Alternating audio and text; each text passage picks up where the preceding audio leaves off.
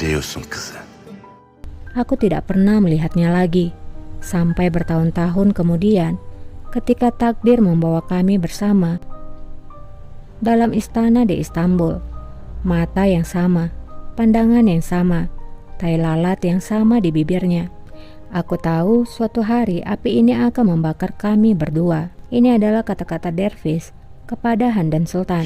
İkimizi de yakacak bir gün. Hünkârım. Tak berapa lama, raja pun tiba di sana. Dervish berkata, "Maafkan aku, rajaku. Aku tidak menyadari kedatanganmu."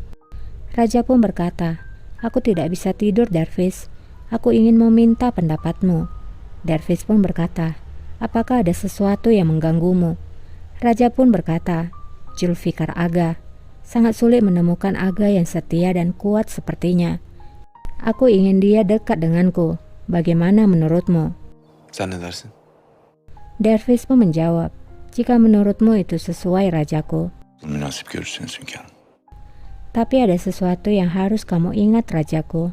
Kita harus memberikan peringatan kepada Gaji Giray, Khan dari Crimea." Mehmet'i bırakmamı istiyorsun.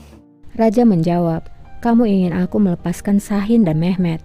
Dervish pun menjawab, "Dosa yang dilakukan Shahin tidak termaafkan dan dia harus dihukum. Tapi Mehmet Giray tidak seperti kakaknya. Mehmet masuk akal dan penuh dengan damai. Setidaknya kita bisa melepaskannya." Kata-kata Dervish nampak masuk akal bagi raja. Kösem Hatun. Keesokan harinya, di harem, Mafiruse menghampiri Kosem. Ia berkata, "Kamu terlihat begitu bersedih. Kamu ingin menyingkirkan bayiku dan memiliki pangeran pertama. Tapi itu tidak akan terjadi, Kosem. Kamu telah gagal." Kosem pun menjawab, "Biarkan aku sendirian." Tamam canım kız. Mafiruse pun berkata, "Baiklah, jangan marah. Kalau begitu, aku akan memberikanmu berita baik. Mungkin kamu akan bahagia sedikit." Mafiruse pun mulai membuat pengumuman. Hatunlar. "Para gadis, dengarkan aku. Aku bersama raja tadi malam. Kami menghabiskan malam bersamanya sepanjang malam. Dia percaya kalau aku akan melahirkan seorang pangeran.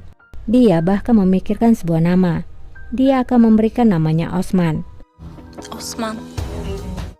Kosem hanya bisa diam mendengar nama Osman disebutkan.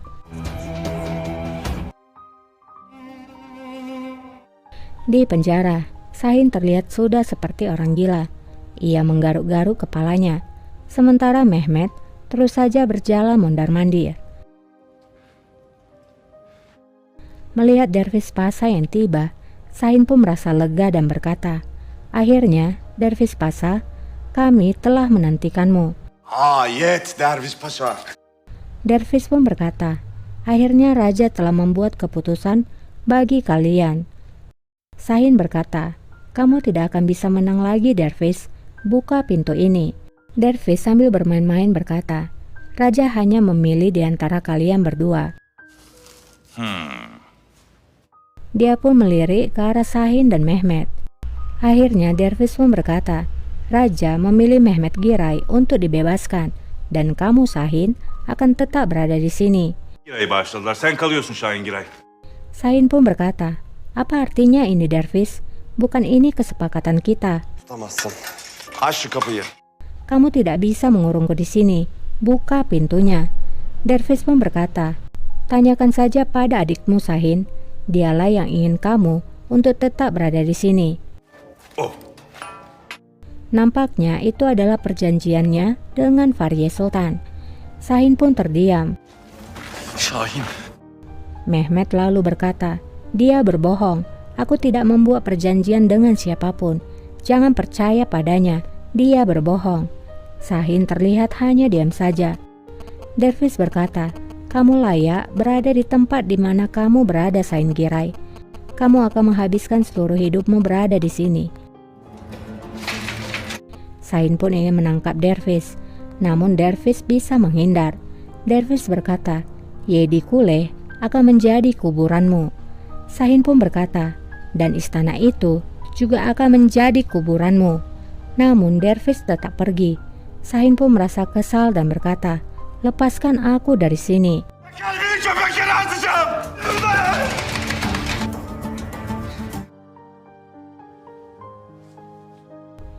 Safiye menemui putrinya. Safiye berkata, "Tidak perlu terlalu bahagia, Fariye. Raja tidak memaafkan Mehmet dan tidak menikahkannya denganmu. Itu hanya demi kepentingan negara." Fariye menjawab, "Kamu bisa mempercayai hal itu, Ibu?" Safiye pun bertanya, "Apa maksudnya?" Fariye berkata, "Kamu mungkin lupa putri siapa diriku. Kamu melakukan segalanya demi kekuatan, dan aku melakukan segalanya demi untuk cinta." Safiye pun bertanya lagi, "Lalu bagaimana kamu melakukannya? Bagaimana kamu mengeluarkan Mehmet?" Fariye pun berkata, "Itu adalah rahasiaku, Ibu, dan untuk pernikahanku dengan Dervish itu tidak akan pernah terjadi. Siapa yang tahu, mungkin aku akan menikahi Mehmet Giray."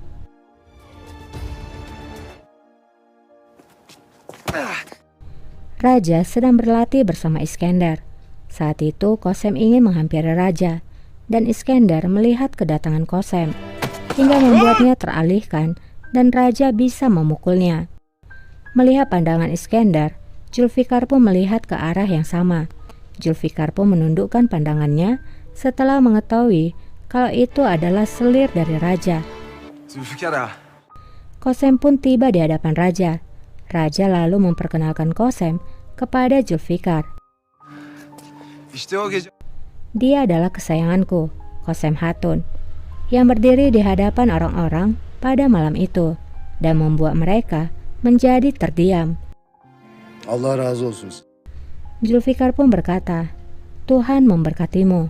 Aku telah mendengar tentangmu. Aku harap kita tidak akan pernah melalui hal itu lagi." Az bizlere. Amin. Amin. Raja lalu berkata, "Qasem, kamu sudah mengenal Iskandar." Iskandar pun lalu menyapa Qasem Hatun, Kösem Hatun. dan hal itu diperhatikan juga oleh Zulfikar. Mehmet dan Fariye bertemu. Fariye berkata, "Hanjade, kamu akhirnya keluar dari penjara gelap itu." Mehmet pun berkata, "Terima kasih padamu, Sultanaku. Akhirnya aku bersamamu lagi. Aku tidak peduli jika aku mati sekarang." Artık ölsem de gam yemem.